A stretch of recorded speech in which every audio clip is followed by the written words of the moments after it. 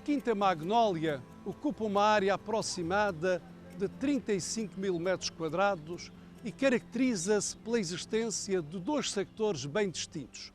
Um estende-se ao longo da margem ocidental do Ribeiro Seco e vai até ao nível do mar.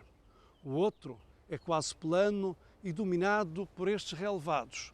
Eu diria melhor, por estes ervados, já que este tapete verde é constituído essencialmente por erva rija, o paspalo dilatato, uma gramínea da América do Sul que suporta um forte pisoteio, o que é essencial numa quinta como estas, onde ocorrem muitos eventos desportivos e culturais. A envolver o ervado, temos algumas árvores notáveis. Chama a atenção para três canforeiras, três Cinnamomo cânfora, lauráceas originárias do Extremo Oriente, de uma região que se estende entre o Japão e a Malásia. Mas a árvore de maior porte é sem dúvida aquele cedro, conhecido popularmente por cedro de Goa ou cedro do Bussaco e classificado em botânica como Cupressus lusitérica. Mas apesar destes nomes populares e deste nome científico, aquele cedro nem é de Goa, nem é do Bussaco, nem sequer é de Portugal. É originário da América Central, de uma região que se estende entre as Honduras e o México. A origem desta quinta remonta à primeira metade do século XIX e aqui viveu durante cerca de 40 anos o médico inglês Herbert Whately, que era um grande amante de plantas e que não se cansou de importar espécies exóticas para enriquecer estes jardins. A ele se deve parte da riqueza florística que ainda hoje aqui podemos apreciar.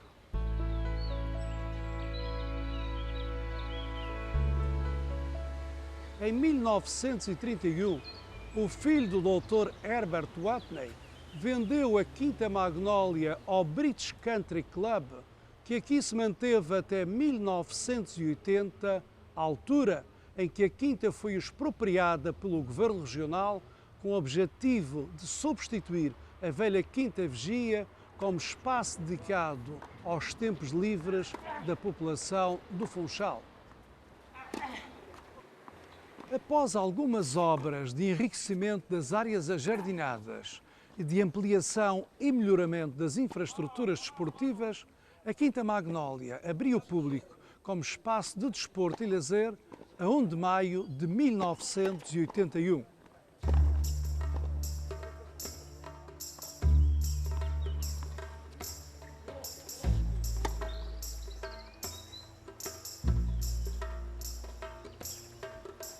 Aquele velho e notável Encephalartos veio da África do Sul e deve ter sido plantado no tempo do Dr. Herbert Whately. Reparem naqueles troncos, são verdadeiras esculturas naturais. Aqui neste jardim, para além deste extraordinário Encephalartos, temos outros três indivíduos da mesma espécie e todos eles notáveis pelo seu porte e pela sua idade. Os encephalartos durante muito tempo pertenceram à família das cicadáceas, mas em 1959 passaram a integrar uma nova família, a família das zamiáceas. Mas aqui, neste mesmo jardim, podemos encontrar verdadeiras cicas, por exemplo, aquela que é a mais comum, a Cicas revoluta, originária do Extremo Oriente, do Japão, ou ainda a Cicas circinalis, também asiática, de uma área que se estende entre a Índia e a Malásia. As cicas são espécies dioicas. Temos o Sr. Cicas e a Sra. Cicas. Se olharmos para a Cicas circinalis, logo verificamos que o Sr. Cicas tem um cone que produz pólen e a Sra. Cicas apresenta um estróbilo, um conjunto de folhas modificadas, onde se instalam os ovários. E se houver polinização, desenvolvem-se frutos com sementes férteis que, colocadas na terra, vão dar origem a novas cicas, as Cicas circinalis.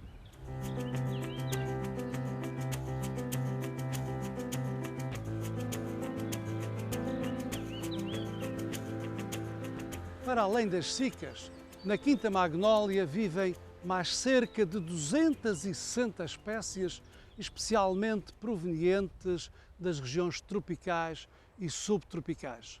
Na impossibilidade de vos mostrar todas estas espécies, selecionei um pequeno grupo que passo desde já a vos apresentar numa curta viagem à volta do mundo.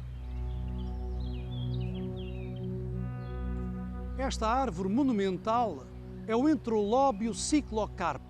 Veio da América tropical e é uma espécie bastante rara aqui na Madeira. É uma árvore de folha caduca da família das fabáceas e em junho, julho e agosto desenvolve flores discretas entre a densa folhagem.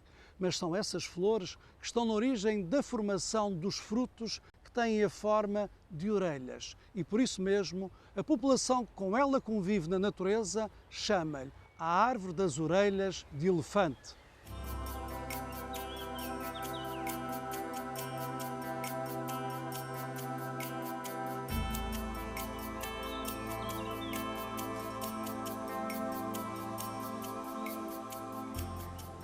Quero agora vos falar de duas outras preciosidades que podemos observar aqui na Quinta Magnólia. Refiro-me a estas duas pequenas árvores, conhecidas em botânica por pimenta racemosa ou pimenta acris. Duas pequenas árvores com fraco desempenho ornamental. As folhas são pouco vistosas e as flores bastante discretas. Mas quando trituramos e cheiramos estas folhas, logo descobrimos que elas escondem algo de extraordinário. É porque elas possuem um óleo essencial utilizado no fabrico de perfumes masculinos.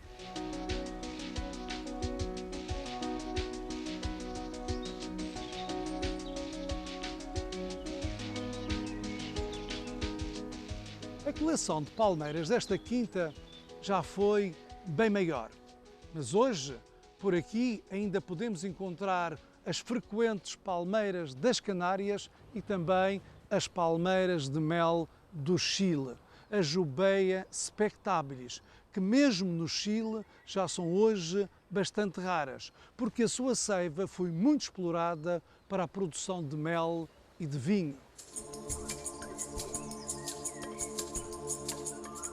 Neste jardim predominam as plantas originárias da América tropical e subtropical, mas quero também vos falar das plantas africanas. Já vimos os notáveis encefalartos e agora vou mostrar-vos mais algumas. Começo por chamar a atenção para a estrelícia gigante, a Strelitzia nicolai, originária da África do Sul e que à primeira vista se confunde com a Ravenala madagascariensis, com a árvore do viajante de Madagascar. Outra planta verdadeiramente interessante é sem dúvida a árvore das salsichas, a Quigélia africana, que produz flores muito atrativas. Finalmente, reparem naquela árvore. À primeira vista confunde-se com os nossos dragoeiros, mas não é um dragoeiro, é o Pandanus utilis, da ilha de Madagascar. No Índico, aquela árvore produz frutos comestíveis.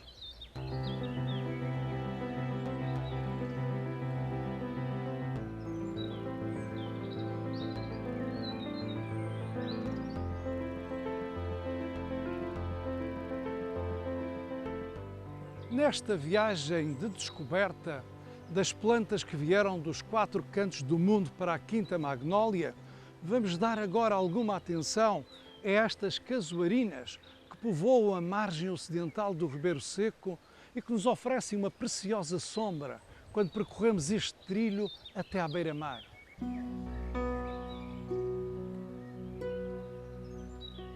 Estas árvores que parecem pinheiros, mas que nem sequer pertencem ao conjunto das coníferas, vieram de muito longe. O seu habitat estende-se desde o sudeste da Ásia até à Polinésia, passando pela Austrália. As casuarinas são árvores com particularidades muito interessantes. Nas suas raízes existem associadas algumas bactérias capazes de fixar o azoto do solo e, por isso, estas árvores estão indicadas para colonizar solos pobres. Estas formações, que parecem folhas, não são verdadeiras folhas, são raminhos. As folhas verdadeiras são pequeninas, são umas escamas à volta destes pequenos ramos.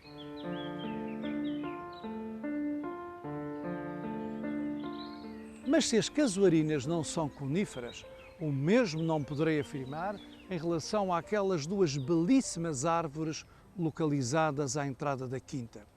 Uma distingue-se pela sua densa folhagem dourada. É o Chamaecyparis obtusa aurea, o cedro dourado do Japão. A outra distingue-se pelos seus ramos pendentes. Até há quem a confunda com o cedro da Madeira. É o Cupressus funebris, o cipreste chorão da China.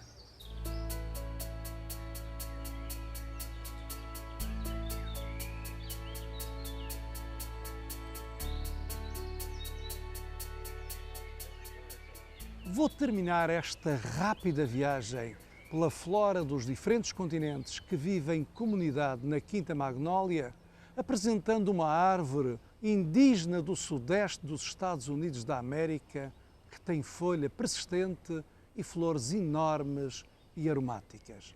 É a Magnólia grandiflora, a árvore que deu o nome a esta quinta que vos acabo de apresentar.